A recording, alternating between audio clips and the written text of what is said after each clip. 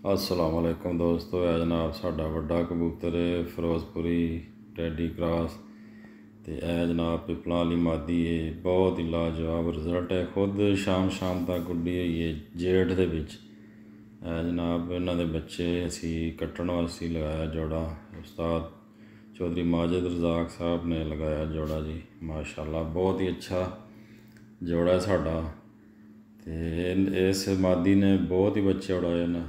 जेड़ा भी बच्चा होंदा जनाब माशाल्लाह मोहरां लवा के उड़दा है।